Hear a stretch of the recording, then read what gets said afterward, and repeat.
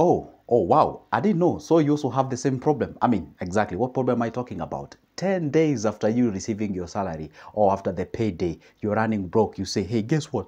I got paid like 2 weeks ago. I have no money. I don't know where exactly my money is going. I think I'm even being bewitched. I think it's my aunt. I think it's my uncle whom I sent. Yo, stop all those kind of things. I know Africans, we love claiming and hanging and blaming everybody like it's because of my neighbor. Actually, my neighbor, I think, is a no, that's not the point. The point is this: there is a reason why you always run broke exactly 10 days after you receiving your salary. Because there is a certain character that you have inside of yourself.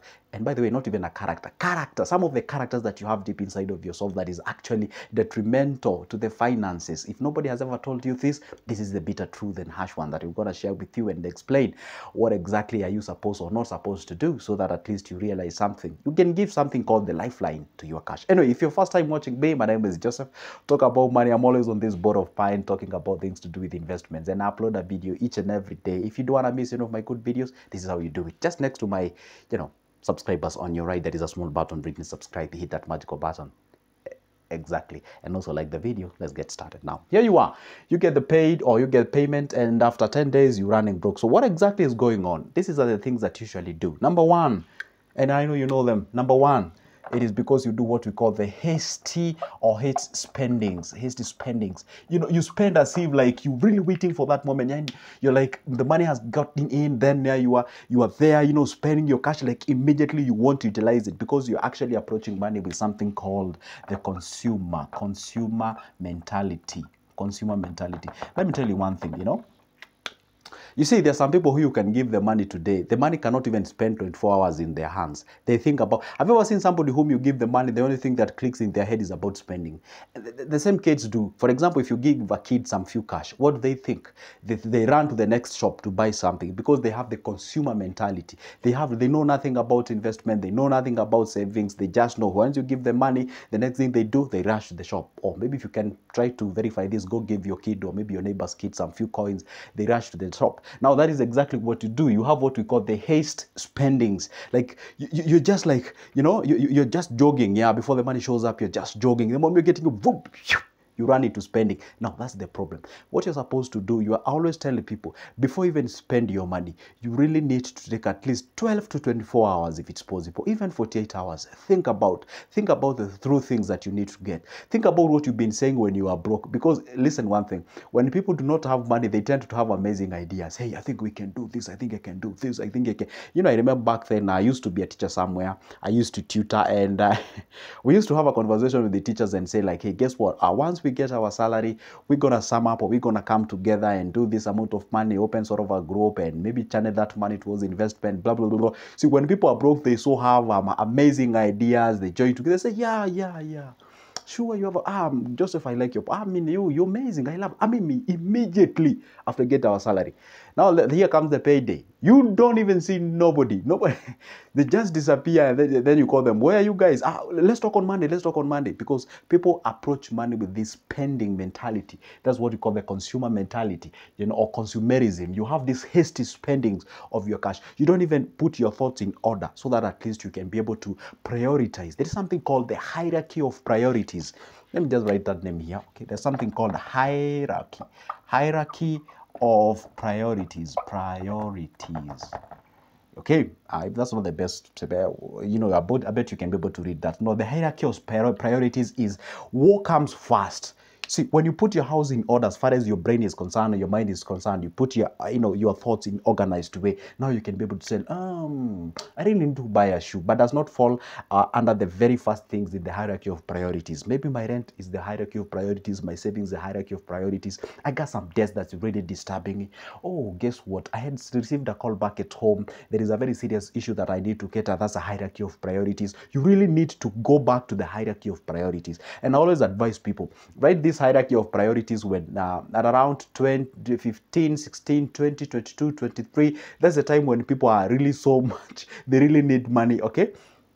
That's the time you write this thing called the hierarchy of priorities, okay? Now, haste spendings, just avoid it. And also spending when people are spending. I remember back then when I used to teach, immediately after people get paid, and sometimes, I don't know why, most of the time the salary used to coincide with Friday, and then on Monday everyone is showing up with a very nice coat, a very nice shoes, a very nice trouser or pants or whatever the thing is, and everyone would tell, "Oh, these teachers are paid." You know?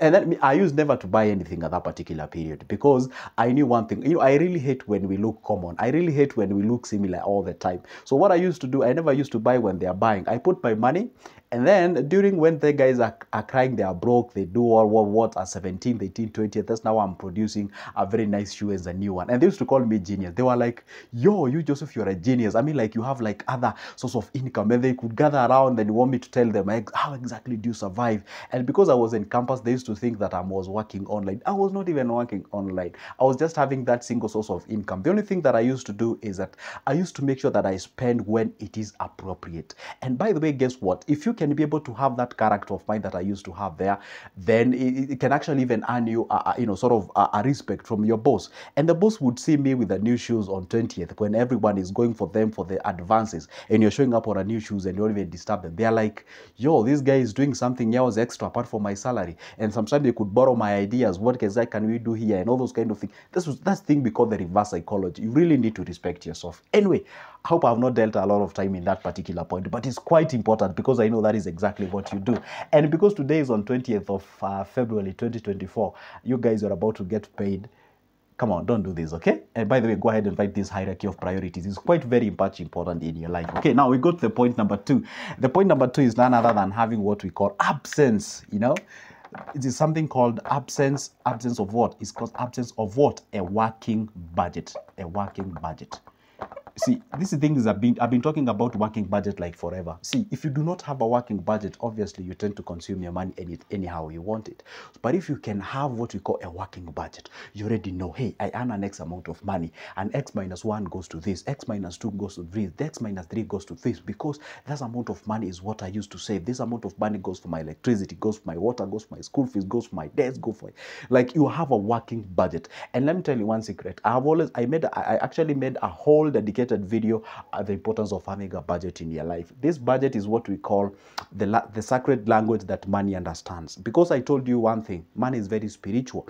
The just physical presentation is just money is very spiritual, and money understands a certain language called the budget. That is the sacred language that money understands. So it is good when you incorporate the budget in your life. And don't think that you're so smart, like you just want to live in a freestyle life and you be like, "Hey, guess what? My salary is not that big, so I don't see any essence of me having a budget." You ain't supposed to do that. That is actually what we call the ignorance. And remember, things as long as you live, as far as the finance is concerned, take care of coins, the notes or the bills, depends on how you call them, gonna take care of themselves. In short, do this. Take care of minor things, major ones will take care of themselves. That's the way life is. You have to do that. And if you have this mentality that you ought to wait until you earn a huge amount of money, that's the time you're gonna save. Yo, I'm telling you, you're not doing the right thing. That's not how we go about it, okay? So make sure that at least you save as much as you can. We go to the next point, is about you have something called emotional. You have emotional spending attitude or characters spendings. Okay, now see, have you ever seen somebody who is an emotional spender? An emotional spender is, for example, I know some of them are watching this video and we might see them on the comment section. They'll be like, "It's my money, just leave me, let me just do anything I want, it's my money." They say there's something called YOLO. Have you ever seen something called YOLO? You only live once. Hey, and something called I don't know, life's for the living. You throw parties and all those kind of things. Especially the younger generation is actually coming up with this kind of sort of a mentality and perceptions about life and all those kind of things. Remember one thing, okay? When you're young, obviously, when you're at your 20s, you have the ability to say all these kind of things. But the moment you start clocking 30, the moment you realize your circle of friends actually becomes thinner and thinner and thinner and thinner. You see, when people, there are many, they have what we call the crowd thinking. And the IQ of a crowd thinking is also known to be less than 100. Is actually, do you know one thing? The mob is actually, what I mean, like many people are actually, we tend to do a very not so good, not so wise decision compared to when you are alone, okay? So the thing is, when you're in campus, when you're in young person, when you have like 4, 5, 10, 15 friends, you tend to have like kind of a freestyle approach of life. And that's the time you realize that you don't need to do all these things that good Joseph actually post here. Sometimes you don't even feel like I entertain you when you watch my videos. And by the time you become old, because I will tell you, over 80% of my clients who call me, I can assure you, they are above 30s or close to 30s. There are people who are a little bit in life. I'm not saying I've never been called about. Sometimes I get received calls from people, somebody at 19, 20, 21, but I usually have a very rough time with them. Very, very rough time with those guys. But anyway, they are wonderful and we respect them. But the fact remains, you're not supposed to have the emotional spending. Emotional spending is when, let's say you're about to receive your salary, like right now, you're like, once I get the salary, I'm telling you, I'm gonna throw a party, I'm gonna go out there, I'm gonna call my friends, I'm gonna go drinking, throw some parties, have fun, buy those shoes, buy those things, all those kind of things.